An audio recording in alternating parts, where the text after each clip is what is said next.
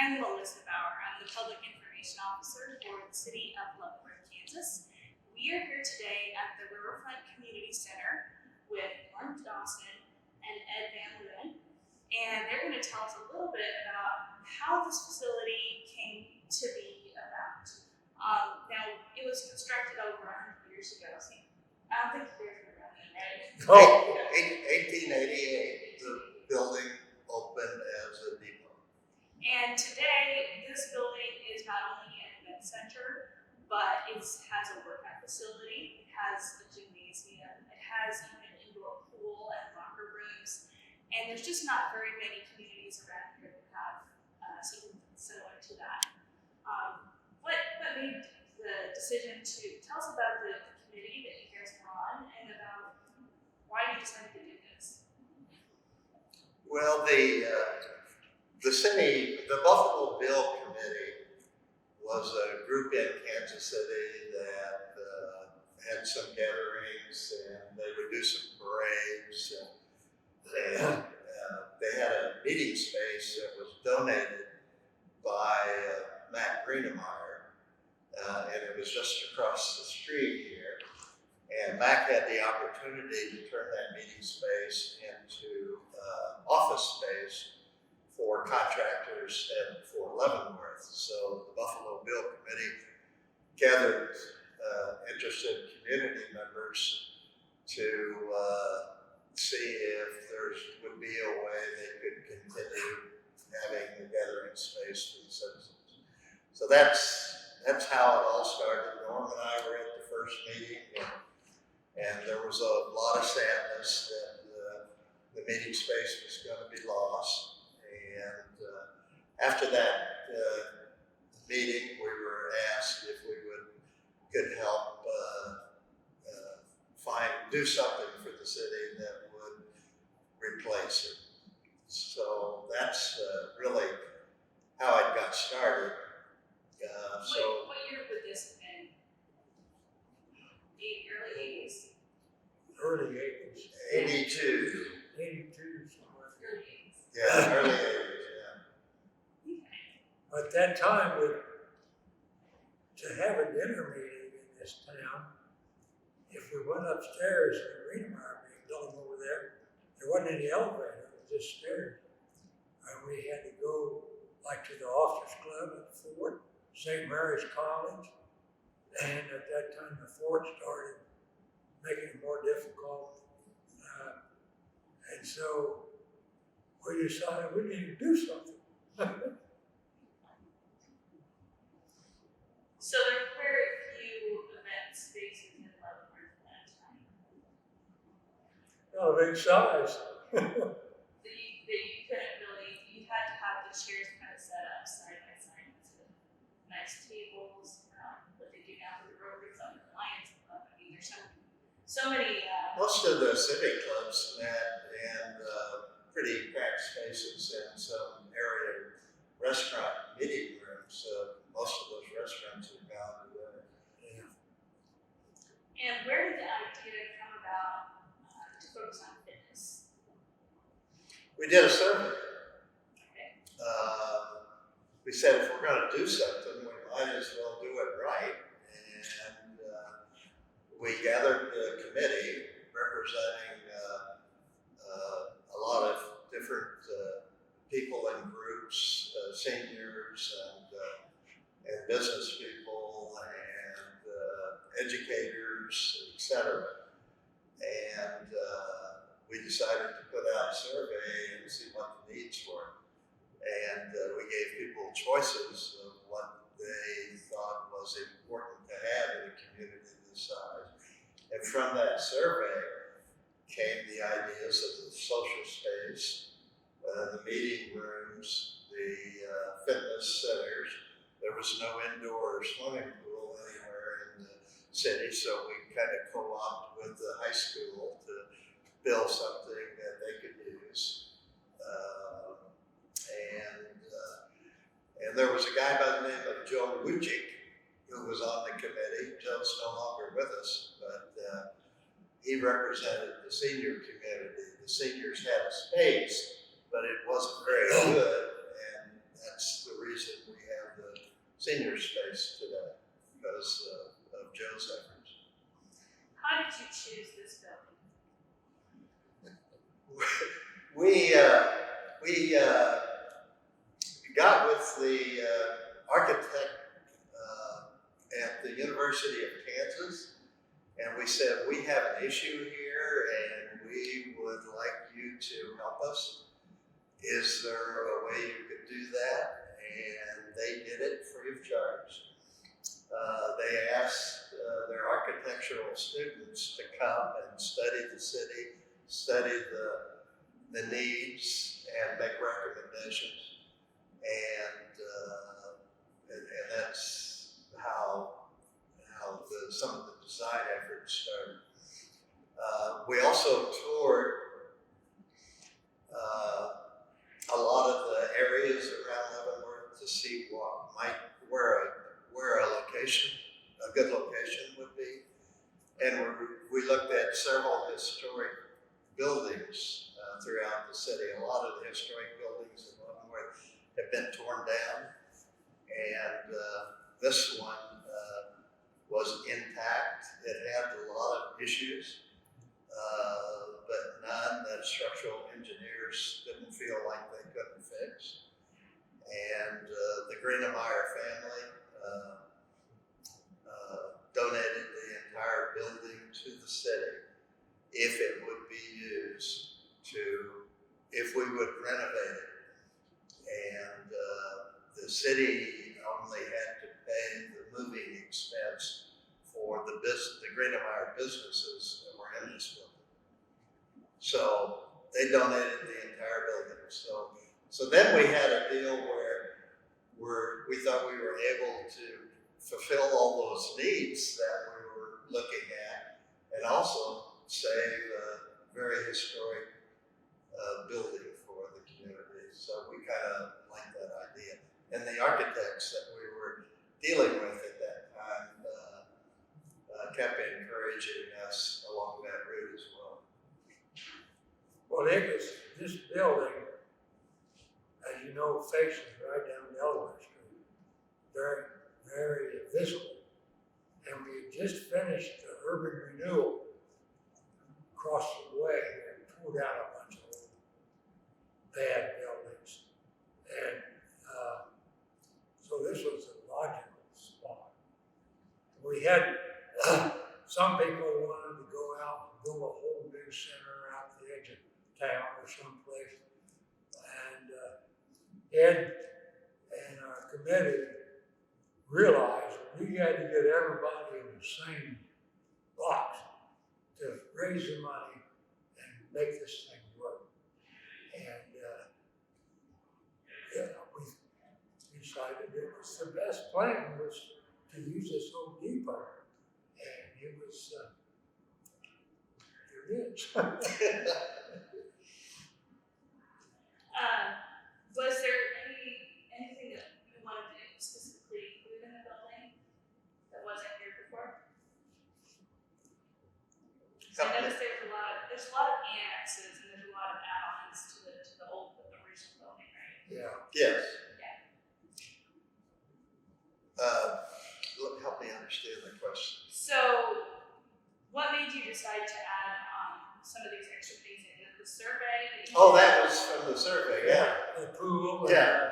We wanted a place for youth and seniors and families. And the gymnasium was an open area. And then we had it on this dining room right so we had a big area. Kind of faces the river and see the Yeah. trains.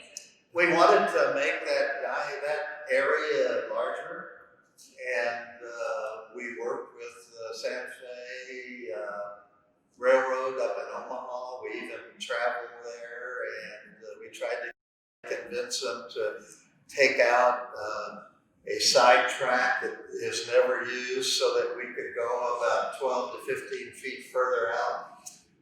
But we weren't successful in that. But so we made the room as big as we could make it, given the constraints of the railroad tracks. Right. But we did try to make it bigger. I wish we could have. In the beginning, was the community supportive, not supportive? What would you say? Well, you know, it's easy to be against something. And we knew that we would have some people that would not be in favor of what we were trying to do. So we decided we had to raise some money. We knew we were going to have tax help. And the only way we get that support from the general public was get the merchants involved in this thing and donate money. And we did work on that. I just saw the figure that she just copied, about $500,000 we raised in cash. And we had a dog and pony show out at the bank. I had matter of fact, Taylor Medill's mother was my secretary. And we had a luncheon. I don't know how many of those we had. We have about 8 or 10 people from Main Street. And we had maybe some of the things you have here. So we put on a little event, and we had it written down what we thought they should get. I mean, it was, and we raised $500,000. Our firms went in at the head of the line and made donations, plus our time, of course. And when you got the merchants, the commercial side of this town, that behind it, then otherwise I don't know whether we got a tax levy through to do the job or not. Yeah, we tried to show that the area of businesses that were successful in Leavenworth were going to be major contributors. Hallmark is a big employee in the community, and at that time I worked there and got the support of Gray McMonigal, who has since passed away. But Gray was a plant manager at the Leavenworth plant for a number of years. And when we described the project to him, he was enthusiastic and helped us get a grant of $300,000 from Hallmark to help kick it off. That was very, very helpful. The other thing that was really helpful is the brochure that you see up there, and the architect helped us do that. And we went to the water department. We got a bunch of volunteers, and we stuffed envelopes at the water department in the bills, and that's how we got free mailings to all the residents to show what we were trying to do. This was from the bond election, right? Yeah. This was before before the bond election. Yeah. And you see what we were trying to do. We wanted to know what they were voting for. So when did the bond election? Was that 84, I believe? It could have been, I don't know. Yeah, hard to remember dates anymore. It is. So we decided that the city was going to support with a bond election. So we went forward with a ballot, right? Yes. And in conjunction with, there also was a movement at that time to build a library. Okay. And the library committee, there was a group that was supporting the library that wanted us to head all of this. And we thought we had our hands full with what we were trying to do. And we really didn't think there was enough space in this particular area to handle both the community center and the library. So we told them we were supportive, but we thought they probably should go in 2 different locations. So together, the community center project and the library project went after the half-cent sales tax bond issue, and I think it passed by 86%. Or it was I don't quote me on those numbers, but there's a news article there that will show that it passed overwhelmingly. So, And both the library committee did a great job too, presenting their case for do a you new think it was library. helpful to have the library on the ballot? I don't know. Sorry. It didn't hurt. I don't think. Did it help? I don't know. We had laid the groundwork here and done all the background and so on. We didn't want two separate issues going on the ballot. And that half-cent sales tax money went to both places. Now, it's $3.5 million bond issue for this. I didn't remember it was just for this, but it was. And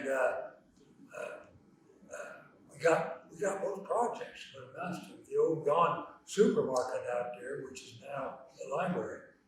And then, of course, this. But it was quite a project. We were pretty far along on this project when the idea of the library came along too, and we were afraid that, if we tried to tackle both of those in one, that people would get restless and think we would never complete anything. Yeah, and we might lose both of them. Yeah. In a vote. So we needed to keep this town tied together. But the library group and the Riverfront Community Center group were not competitors. No. We were supportive of each other. And we got both. And We we got got They are We had both. a wonderful, I can't imagine the library where it is now on Spruce and 4th Street. It's one floor so that it's a little more accessible, and it's probably almost as big as this building is inside. I'm not really sure, but it's huge, and this building's huge. Tell them about the ladies prisoners. Oh, yeah. After we acquired the building, should I tell you about some of the artifacts? That Yes, are in please there? do, yeah. Okay, well, after we acquired the building, I can't remember her name, but she was the warden at the ladies' prison in Lansing. And she was also a very accomplished musician and just a wonderful, wonderful person. She approached us and asked us if we would like help getting the building ready for construction. In other words, demolition and cleanup and all that kind of stuff. So they provided the labor to do all that free of charge to us. Norm and I went out after it was finished and gave them a nice, great big TV, the biggest TV we could find back then for their social room, and they were thrilled with it. But the amount of work they did for us probably saved us a couple $100,000, at least $100,000. They were here a long time. They did a lot of work. The pizza. And we gave them pizza. Yeah. Those ladies, They were. I don't know how many pizzas we bought, or the city bought, but at noon, they wanted pizza. Yeah. I don't think we kept track of how many, but there was quite a group here, Yeah. stripping all the old coal. It was a 100-year-old building. Yeah. And then It was this was black. yeah. From the coal furnaces that was there, Yeah. coal stove. Yeah. All this beautiful old woodwork you see, believe me, it did not look like that 32 years ago. The light fixtures, the chandeliers, were donated by Mac Greenemeyer and his family. He had them in storage. They originally were in the old courthouse that burned, and somehow Mac had those and gave them to us. And we asked Mac for a lot of things, and he came through all the time. I mean, it was just absolutely amazing. We had them totally refurbished, and anyway, they're just gorgeous. They're very, very unique. And they're very much Leavenworth. That's the beauty of the things. And if you notice down on the track, I haven't been down there for a while, but around the track, you'll see the old reels of hose and the pole carts for firefighting. Those were from Matt Greenemeyer had as well, and he donated those. The bench, the big heavy oak bench with seats on both sides downstairs, were donated from Fort Leavenworth. They said we couldn't buy it, or they couldn't give it to us, but they could give it to us on permanent loan. So that's where that came from. We wanted something to make it look like passengers were waiting for the trains, and they gave it to us. The pictures all around the building, they came from a collection that was at the University of Kansas, and Lori Snyder took on that whole project. They were glass plates that were in the collection, and they were from the mid to late 1800s. So all the pictures you see, depending on what room you're in, they're pictures of life back then, doing those kinds of things, like doing athletic events downstairs, during weddings and social events in the added room over here, or this room. Pictures of the old depots and the trains and the coming in on the snow and everything. And all these trusses and the fireplaces.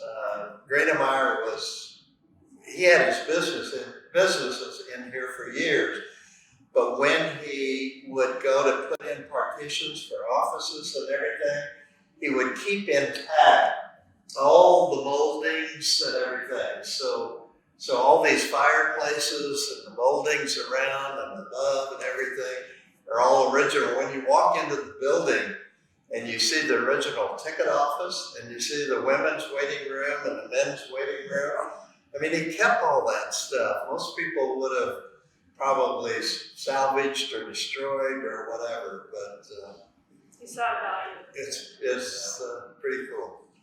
Yeah, it was quite a project.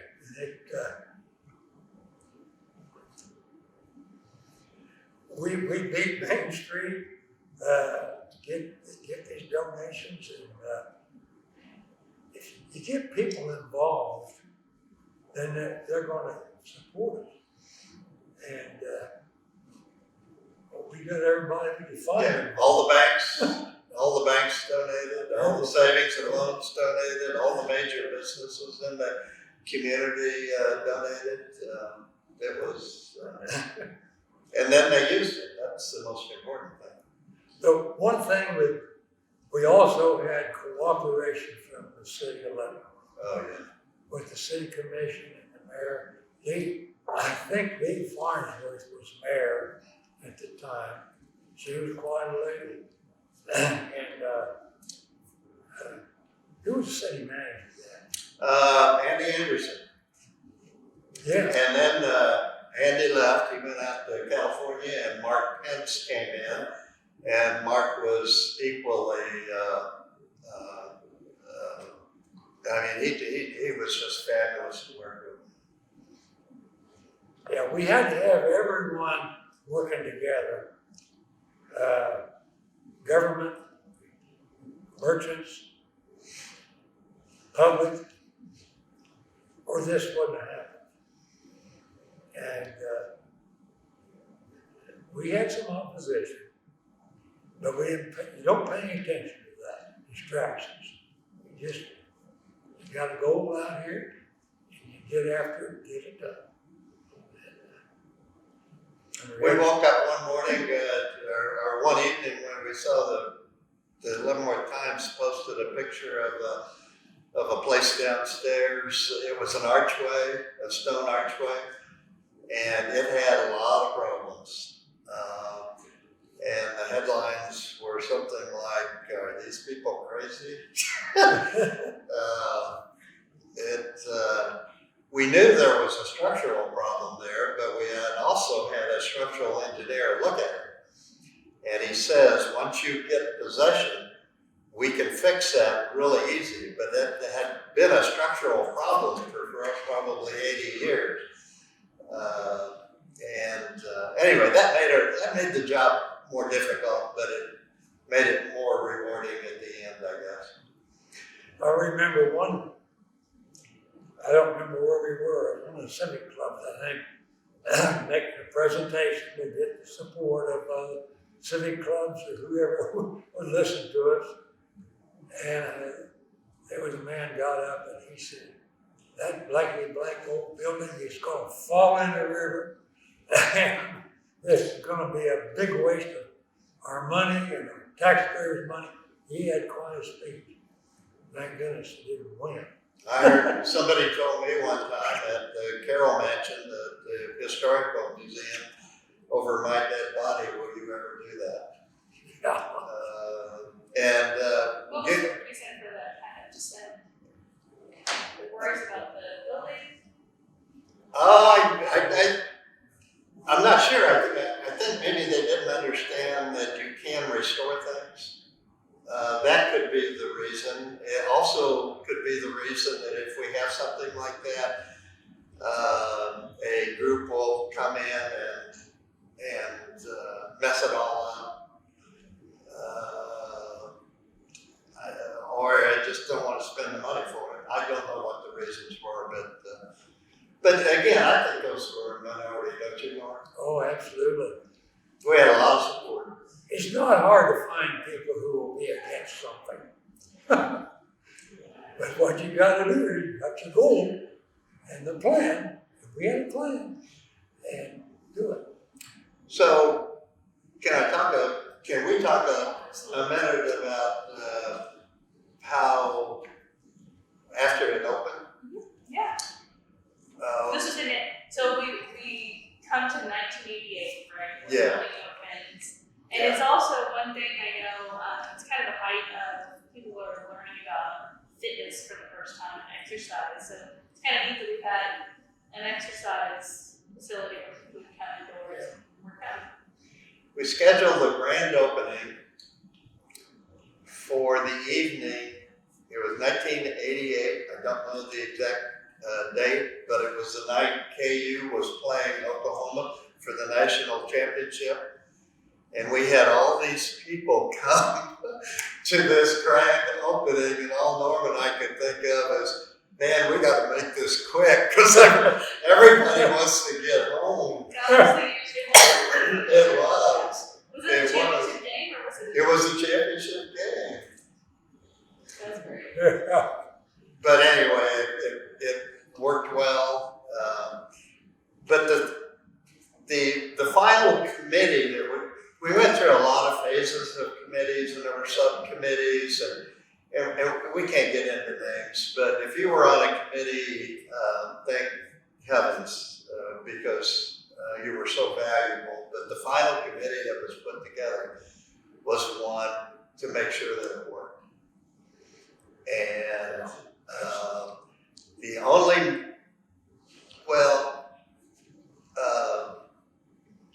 it really started working really, really well when Julie Anderson was hired to be the manager of the facility. We had tried someone from outside, and they had come in and done a halfway decent job, but they didn't have the enthusiasm and spark and hometown charisma and all that kind of stuff to pull it off the way Julie did. So Norm and I are just pleased that all the efforts that all these committee members put in and all the donors put in, that it's still working, aren't we, Norm? Yes, we are. You know, I was sitting there thinking, okay, we got a building. Now you gotta have a program to do the right things, what you're gonna do with it. And we did a lot of meetings and organizing of how this will be operated. And of course you do it today.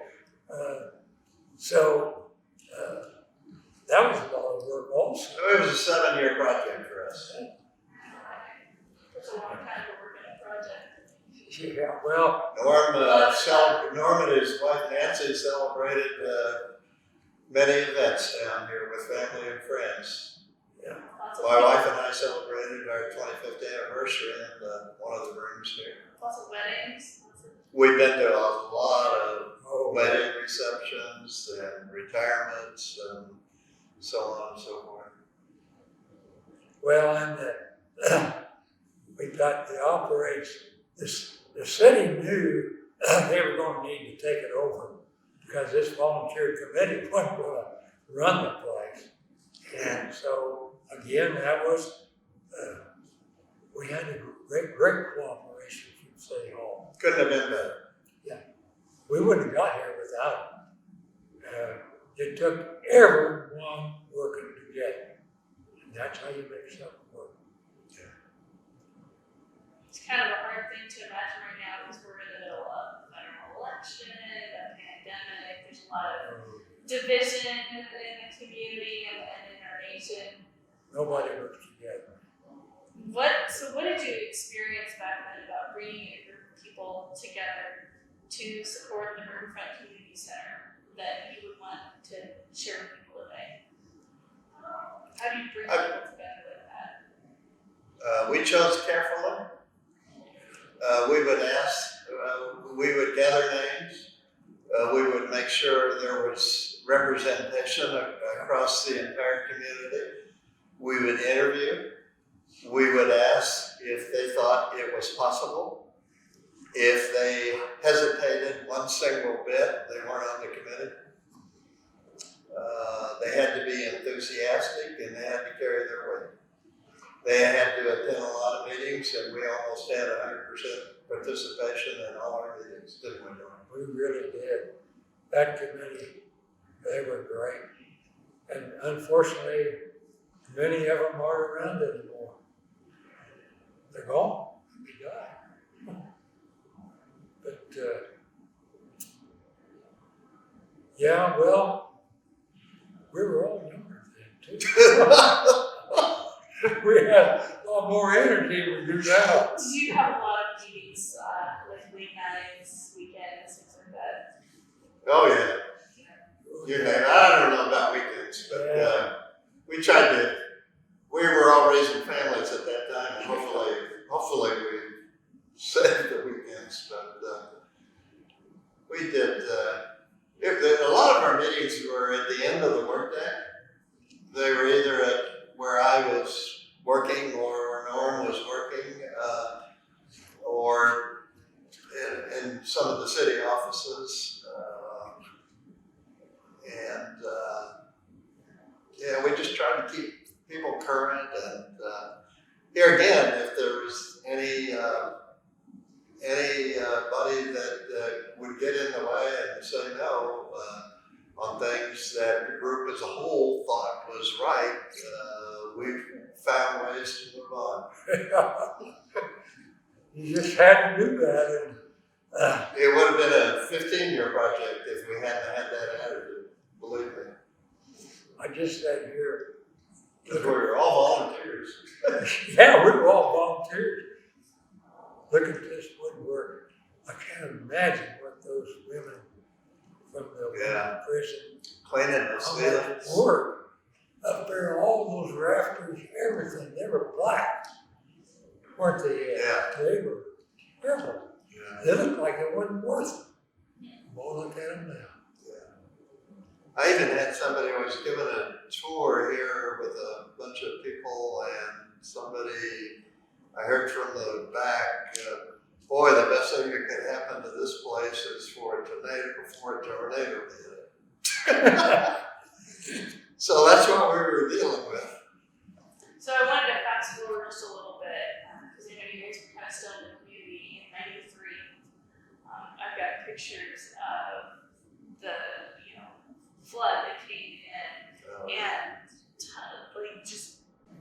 hundreds and hundreds of sandbags, and there was just a line Oh, yeah. of people. Yeah. Were you guys involved in any of that at all? Well, we were here. Yes, I will never forget, there was a gentleman that I worked with at Hallmark, his name is Kenny Welk. I think probably everybody in Leeuwen County knows who Kenny Welk is. Kenny went on to become a legislator, and he now works for the University of Kansas Health System. But Kenny came to me one day and he says, Ed, that just goes to show how much the people of Leavenworth love that building. And I thought it was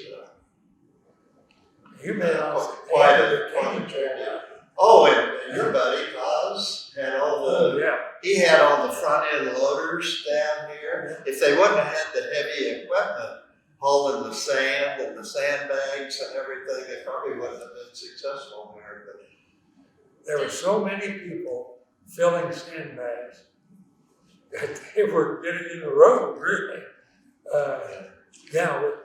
And they had pumps on this side of the sandbag to keep water away from this building. And now they built a retaining wall down there along the river. And,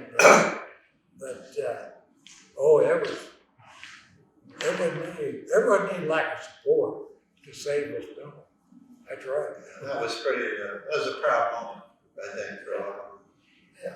Did we get any water damage to the building?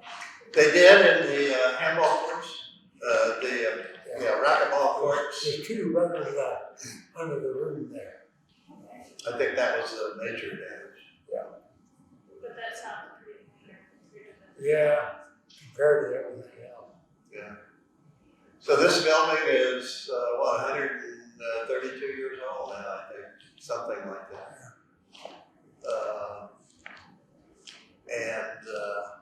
I know you had some problems with the facade in the front there. And we fixed it. And I think I commend the city for that. You know, that can't be easy to spend that kind of money to fix things like that. But man, this is there are a lot of communities that would love to have a facility like this. I just think it's gorgeous. I really do. Oh, yeah. Well, I'll tell you, I've been in here a lot every day doing my walk. Yeah. And I'm going to miss it when I leave. Anything else that you want to add about the facility? Yeah. When I was asked to chair this project, I went to Norm and I were sitting next to each other at that original Buffalo Bill Committee meeting. And I looked over at Norm and I said something like, Norm, if I decide to chair this thing, will you stick with me through the entire project? And he says, I sure will. And we were great friends before, we're great friends now, and we'll be great friends forever. And we worked well together. Norm was I hadn't been in the community very long. Norm was the credibility factor of the whole project. And I mean that very sincerely. Norm was the most credible person I've